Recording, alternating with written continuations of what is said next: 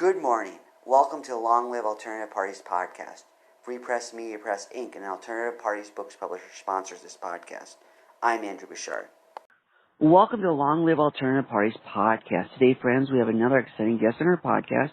His name is Bobby Wilson, and he's with the Arkansas Libertarian Party, and he is running for office. And you can correct me if I'm wrong, it's District 3, right? It is District 3, yes. Perfect. District 3. So, welcome to the podcast, Bobby. Thanks for having me. Glad to be here. We are glad to have you. If we could get started by you kindly giving us an introduction to yourself, a brief biographical sketch. Yeah. Okay, like I said, my name is Bobby Wilson. I'm running for Congress in District 3 in Arkansas. So that is the northwest corner. And I've lived in Arkansas now for about a decade. I work at a company that's pretty big into residential construction. So we have like a door machine factory. I import, trim and other type of, stuff that goes in people's houses, from overseas, and I buy locally. So that's kind of like my career path. I work on the office side. I don't do the installation. Okay. I've pretty much been a libertarian my entire life, as long as I can remember being into politics. I became active in the party when I moved to Arkansas I moved to Arkansas 10 years ago, and I got into politics probably about 6 to 7 years ago. Okay. My first foray into the ventures, I ran for city council in Bentonville. That's where I currently reside. It's home of Walmart. Last election in 2022, I ran for Justice of the Peace, which is like city council, but for the county. Okay. And then now I've been failing upwards, and now I'm running for Congress. So, okay. Interesting. Interesting. I have a couple. Okay, so I have a couple projects that. Okay. I have a couple projects that we kind of work on, and so I'm really big into local government, which is kind of funny because I'm running for Congress. But I really think the most important government is local government, and I think local government in general is very confusing. So I've been working to try to kind of demystify it, to try to get more people involved in their local government, because I think your zoning and your sheriff, those things have a far bigger impact on your day-to-day life than what the federal government does. And unless you're somebody that really gets federal money, which depending upon where you're at there is. But I think how your city and county and everything kind of evolves and grows is pretty much fundamentally set up by your local government. And so I have a Substack that I run. I call it Dashboard NWA. And the idea is we try to make, I take local government and I come up with, metrics of what they're doing. Cause how do you know if the city's doing a good job, if your city council's doing a good job, or any of your other local government people. So I've worked really hard on that over the last year, and I'm starting to see some, fruits, come with that. So. Okay. I'm familiar with Substack. Some of our audience may not be. So would you kindly briefly explain that to them? So what Substack is, it's basically just a platform that allows newsletters, podcasts, and the like. And so you sign up for Substack. Mine is free. It'll always be free. Even though Substack always says, hey, support this one, even though I've never asked for money and I never will. And so it distributes the newsletter for me. So that way you can sign up for that and it just goes right to your email. Or if you have the app is real smooth and it's real easy to use. So, that's what I use Substack for. So I think it's the cleanest one of the apps out there, whether it be Patreon, X, or Twitter, however that is. So. Okay. That people might be able to use that for their needs. A lot of people into this podcast are into political activities such as running for office or running nonprofit organizations. So that's a good tip you have. Yeah. So you said you ran for Justice of the Peace and you described it as the city council but for the county level. Would you briefly describe what you learned from that position and how you're applying that in this current race? Yeah. So when I ran for Justice of the Peace, that was the first time I ran as a libertarian. So when you run for city council in Arkansas, it's nonpartisan, so there's no R or D or L next to your name. Sure. But when you run for justice of the peace, it is a partisan position. So, the state apparatus needs to have ballot access, and then you put that L next, like for me, I, put the Libertarian was next to my name when I ran. So in Benton County, that's where I live, they have 15 districts. So like the county has 15, members of the government plus the county judge, right? And they're the ones that administer the county. So they have the jail, they have the courts, they do county roads, they handle elections, and they do other things too, but the list gets kind of long because it's government and they keep on expanding. And so, like with that, I got about 4% of the vote. Okay, that's pretty good. Your area, your target area is very,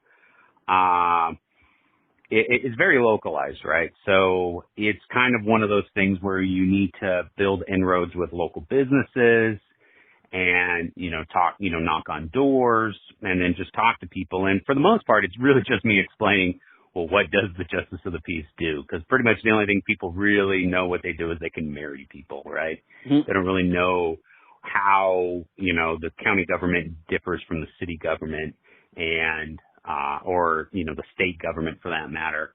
And so 90% of my conversations were always about explaining the differences and then what I would look to do, if I got elected, then I could get into what I would be looking to do. And so a lot of it was just really educating the populace on, what the county government does. And it's real funny because most of my friends and my business contacts, they were in a totally different district. So, I go to a jiu-jitsu gym, we have a lot of people at that gym, whether it be the parents, whether it be other students and the people that work there. And, when it's local government, the party affiliation doesn't matter as much because, because these are your neighbors, right? And they're like, oh, well, Jen's a Democrat or Jen's a Republican. Well, I know Jen's a good guy, right? And that was the same thing with me. As a lot of my, friends, we kind of, at the gym, affiliation don't really matter. So they know me. They know that I'm a brown belt in jiu-jitsu. And so whenever any new people come in, I'm very helpful to them, trying to explain to them the pitfalls that this is where it's going to be, jiu-jitsu is going to be tough and it's going to suck, but this is your way out of it. If you got a problem, just talk to me. I'm real careful to make sure they don't get hurt. I tell them how to protect themselves. So, if they know me as a libertarian and they have certain preconception about what that party member is, what that party does, but they know me. So it kind of, it's able to overcome any of those normal partisan objections. But pretty much I only had 3 people in my gym and of the parents that were in my district. So my entire network was outside of my district. So I didn't do as well as I would have hoped. So. Okay, interesting. So for this current race, would you please tell us your major platform planks and what your vision is for the office from a libertarian perspective? Yeah. So my big things is, the thing I kind of come up with is I kind of have 2 things. One is, fiscally conservative, technologically progressive. I think we are at a point in time where, technology is having such a larger impact on our day-to-day life. And the people in Washington, they don't understand the tech. It's especially the ones that are making the policy decisions, whether it be the agencies or whether it be the members of Congress. So having someone that grew up without the internet, and then, cause, I'm 44. I remember when the internet first came. I remember 7th grade playing chess with people in Norway and, learning how to code a clock and, all those really just initial optimistic and fun things that was happening with the internet in the beginning. And so, as, it's grown and it's changed and, we've run into pitfalls and we've learned from mistakes. There's a lot of tech that's really rewriting the world. It's the idea that Coca-Cola is a technological company. They're not a soda company.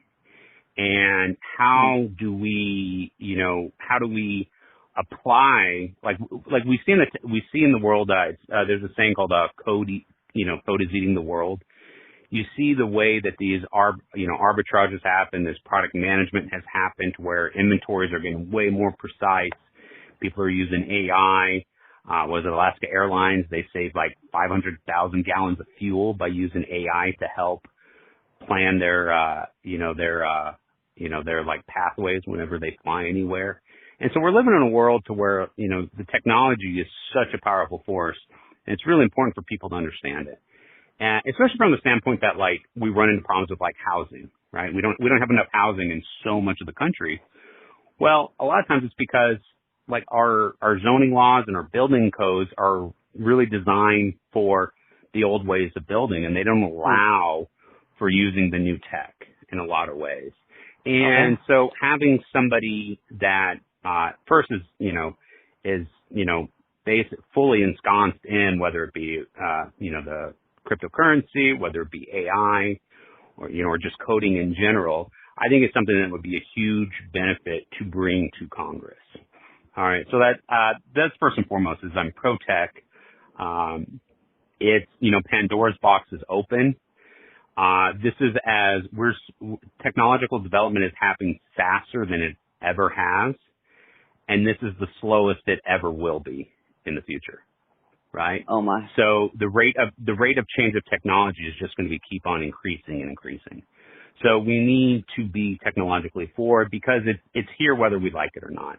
And there are some scary things with the surveillance state, with the way our technology is integrating into society, that we need something that is like grounded in our like founding principles of, your right to privacy, the Fourth Amendment, having special warrants as opposed to general warrants. And this is the main thrust of my campaign on that end is to be, I'm pro-tech. And I have like a root in our like original concepts of what our rights are. And then second is, and it's related to tech, but it's just the idea is like, I want to be like the more choice candidate. Like the solution to, most of our problems is really just to create more options, create more choices, to build more. Like if we build more houses, housing prices will go down. If we build more hospitals and build more healthcare prices will go down. All right. And I all too often we think in this world of we're trying to get more efficient with the amount of healthcare that we have in the system, which, with AI and other coding and tech, that is actually happening. But the real solution is government can't really do smart things. It can't really be, they can't really apply scalpels is really more of a blunt force tool. And so we just need more. So we need more healthcare. We need more housing. All right. And it's just one of those things to where, that pretty much solves most of our problems if we can solve housing and healthcare. And I think building more of it and having a pro-tech attitude with it, I think will get us there. So you see competition as a force that serves the consumer's best interests? I do. I think the evidence is, like if we look at the way, like all of the industries are going, we're all running into duopolies, or very small groups of like managing companies. We have two major parties. In the construction industry, there's two major building companies. All right. Right. When we look at our cell phone companies, right, there are two, maybe three major cell phone, service providers. When it comes to app stores, there's Apple and Android, right? So we're constantly like all the rules are kind of dividing us into these duopolies, and I don't think that actually serves us as well as having a multitude of options. It's one of those things where it's like the solution for Coke and solution to like defeat Coke or Pepsi isn't to like make a better Coke or make a better Pepsi. It's Dr. Pepper, right? Or maybe it's just drinking water, right? Mineral water. And there's all these options out there on your drinking. So therefore I know sometimes there's, the whole paradox of choice kind of like causes people anxiety. Yes. But I think, that's how we start learning how to deal with it. And, there's best of lists, there's YouTube bloggers, there's podcasters. Well, this is how I operate with my drinks, right? I know there's a ton of solutions out there. Like my solution is when I drink soda, I basically drink Coke Zero or Sprite Zero. Cause I'm all about the 0-calorie drinks, right? I don't want the sugar. I don't want the calories, anything like that. But I really like soda, right? If I was forced to deal with, mandated government Coke or Pepsi, I wouldn't have those options. So I think it's one of those things where more options, more choices actually allow the consumers to, be there, kind of like forge their own path and make their lives as best as they can. So. Sounds good. So what is your strategy for reaching the voters? I have basically a twofold strategy. I'm using my Substack, right? I'm starting to get people aware because I have my Substack where I do a newsletter, but then I also have a website where I'm developing a dashboard. So at the company that I manage, I have metrics that I look at to tell me if we're doing a good job or to tell if my managers are doing a good job. And I look at that daily, how many doors are we making? How many deliveries are we sending out on a daily basis? Those type of things. What is our overall cost per man hour, right? And, so I'm looking at all of these things, but we don't do that with government. So I have this dashboard where I'm showing where it's like, I've created a concept called a GPP. I call it a government per person.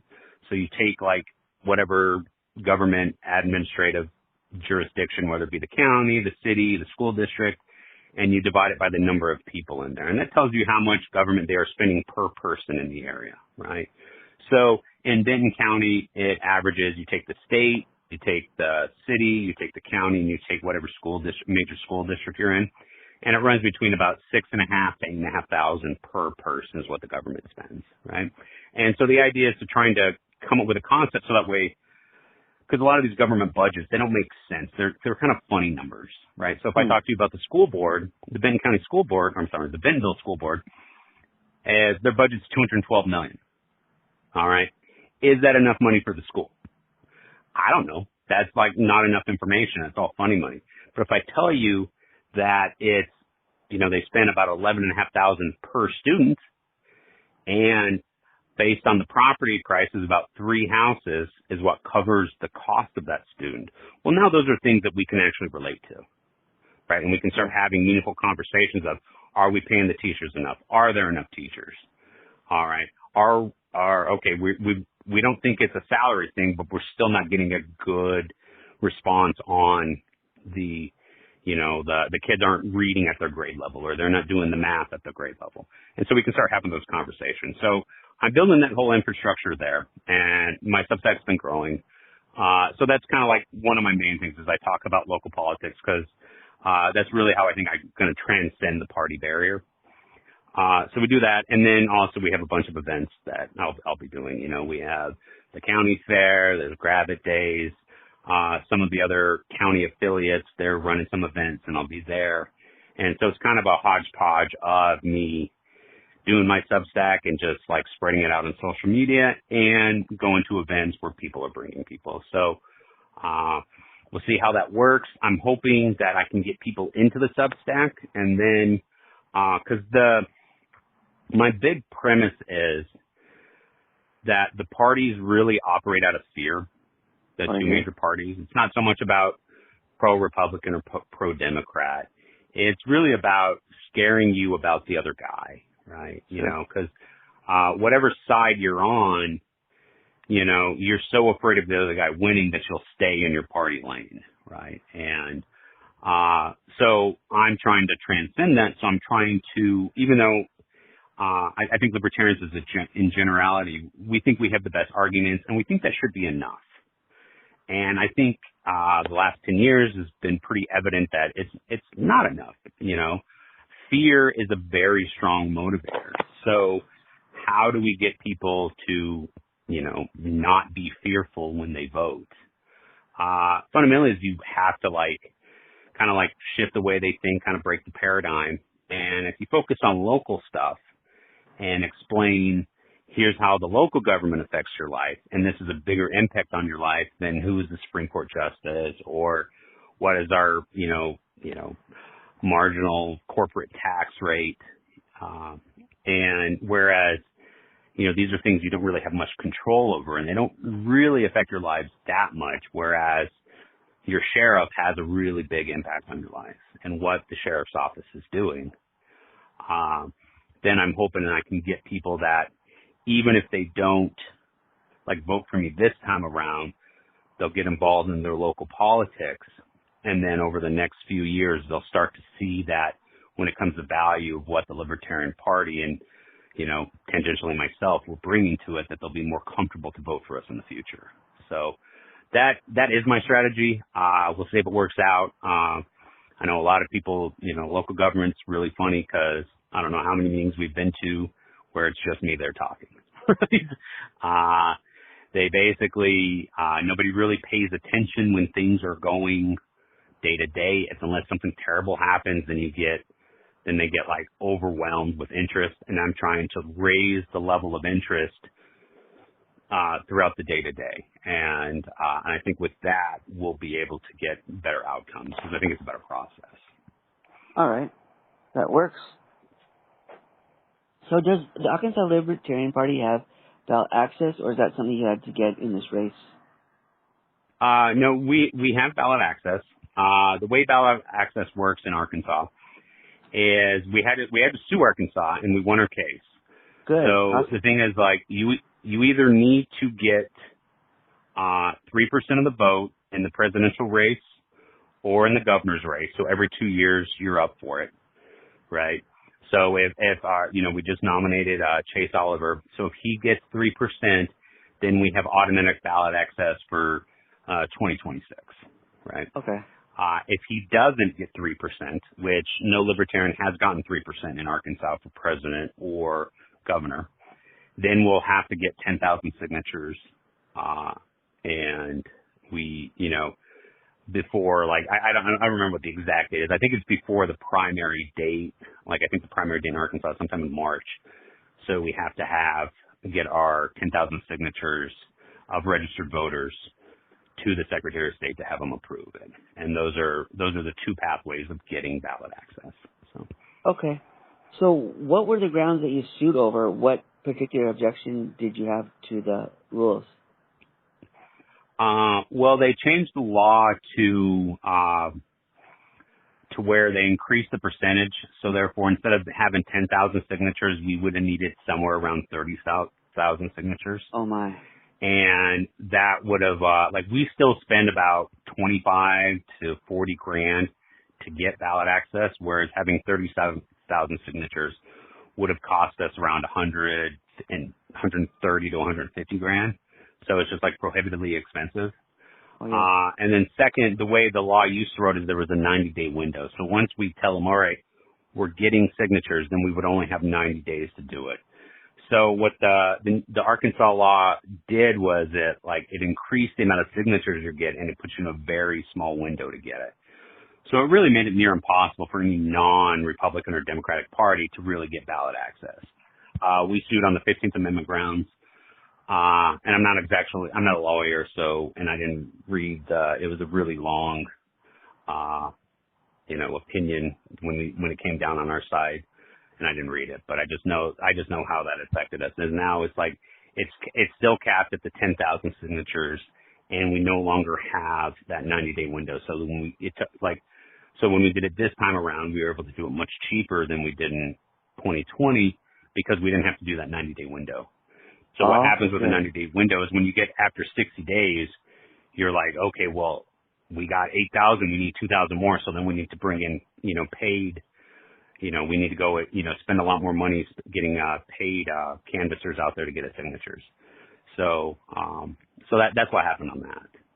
Okay, so it doesn't squeeze you so hard with the way the law was changed now. So now you have more breathing room. Yeah, we have more breathing room. We would, the big adjustment that we would like is, so in Oklahoma, they have far more, positions open for ballot access.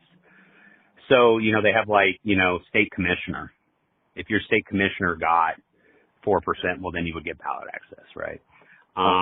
With ours being specifically for the governor and the president, it really makes it hard for us to, to get there. Every other, like last election in 2022, every statewide position that we ran somebody that wasn't governor, we were over 4%. It was only the governor's position that we did not get over 3%. We got like 2.3 or something, 2.3%. So it's like, so as they get to the top, the fear on who fear of like using your vote to splitting your vote, becomes much more of an issue. So that's why we're hoping, like, we have a treasurer running this time around. Last time we had an auditor running. These are really, it's funny that they're party positions because they really shouldn't be partisan, right? Yeah. You think your treasurer, shouldn't be a party hack, right? But it's still, you put an L, an R, and a D next to your name. So, we would like those type of positions to be open for ballot access. And we've been talking to, our party has been talking to state reps and state senators to see if we can, because with the ruling, they still need to update the law and they need to write a new law. Because we're kind of still in kind of no man's land. So they do need to write a new law. And so we're hoping that they get much more, of an expansive process. So that way we don't like every year we have to spend $50,000 to get on the ballot. Right. So. Okay. Congrats on winning that case. Yeah, no, I didn't think we were going to win, but, we won. So I was happy about that. So. Yep. It's worth fighting those things. You often may lose, but you could win, as it goes to show in this case. Yeah. Ballot access is one of those, like, behind the scenes issue that nobody, really thinks about. And it's super important. And it's one of those things where, like, back to my, like, more choices. I think more choices of people running for office, and we can talk about whether we do, runoffs or ranked choice voting or, stuff like that. But I think having more options creates better outcomes. It doesn't always do it, but I think giving people legitimate choices and more choices, I think leads to better things. And so I want more parties. I want more people running for office. Too many times in Arkansas, because of the ballot access issues, we get a lot of only like unopposed elections. Yeah. Right? And there's a weird law in Arkansas to where if the election is unopposed, it doesn't show up on the ballot. Oh. If you run unopposed, you just get it. Right? So people don't even know that this thing is unopposed. Yeah. And this primarily happens because there's only, there'll be a spot and it's like, oh, there's no Democrats, so the Republicans are just going to run by themselves. And then that happens. Or there'll be a spot to where like sometimes somebody says they're not going to run and then the party's looking real hard to try to find somebody, but they don't find somebody in time. Right. And so then there's only one person there. So we had kind of an example of that this year. So in one of our state Senate races, there's no Republican, but there is a Democrat and there's a Libertarian on it. So it's one of those things where we'll get to see, what that looks like. So we have a real good chance of winning, that district because this will be since this is the presidential year, a lot of Republicans will be coming to the ballot, right? And they're going to see in their district there is no Republican there. And I really think in general, whether you're a Republican or a Democrat, is the Libertarian is better for you than the other party. Yeah. So we're real hopeful for that. And so that way we would have someone to be able to push our ballot access issues, in actual while he's serving his term. And so it's one of those things where we think structurally will make the state better, right? Because when you get one party rule, you just get corruption and you get insiders and they just get insulated and nothing. It's a lot tougher to get things to change. Whereas if you have if they have to actually listen to you, if they have to be transparent with what they do, you're going to get better government. And I firmly believe that. That makes sense. So are you running this race by yourself, or do you have a team supporting you? I'm primarily by myself, but, I have, at my company, I have my bookkeeper. She's filling out all the federal paperwork to make sure I'm compliant. Okay. We have a local Benton County affiliate and, that I'm a big member of, and the group there, they're helping me out. But primarily it's me. Like I've just started my TikTok, and I'll be running a bunch of those like faceless ads, like those faceless ones. And then I'll be doing like little videos, and I'll put them on YouTube and Twitter and TikTok and, all that fun stuff. And I'm primarily just using AI to help me out. I'm trying to leverage AI. Being the pro tech guy, I want to kind of like flex the muscles and show that with technology you can create asymmetric wins. And so, but it's primarily me. So I'm the one funding it for the most part. Yeah. All right. So Bobby, how can our audience support you in your campaign? I guess, you can go to my website, Bobby for Congress. Okay. Or bobbyforcongress.com, or you can check out Dashboard NWA on Substack and share that. I think the model that I'm creating for Dashboard NWA is totally applicable to everybody everywhere. And if we're actually looking at what the government is spending per person, as opposed to just looking at big budget numbers, then we can start to see that, like, where is the money going? Are we getting good return on our investment? And, really just kind of like be able to influence our local politicians without us just being in a dire situation. And so that's my hope. So either one of those, bobbyforcongress.com or Dashboard NWA. You could subscribe to my Substack even if you're not in, my area. And then I kind of go into how I use AI to watch these local meetings, how I find the information. Then I'm pretty sure your state and your local area puts stuff online too. It's just like I said, there's just so much information and it's kind of confusing. And so I think either one of those would be great. All right. So Bobby for Congress, is that with a number 4 or FOR? FOR. So. Okay. Bobby for Congress. Excellent. And Dashboard NWA, right? Dashboard NWA, yes. Perfect. Okay, Bobby, thank you for coming on the podcast today and talking about your campaign. We appreciate hearing about it. All right. Thanks so much for doing this. Sure. We wish you all the best in your campaign and also everything else you do in your personal and professional life. All right. Thank you. Have a great day. Bye now.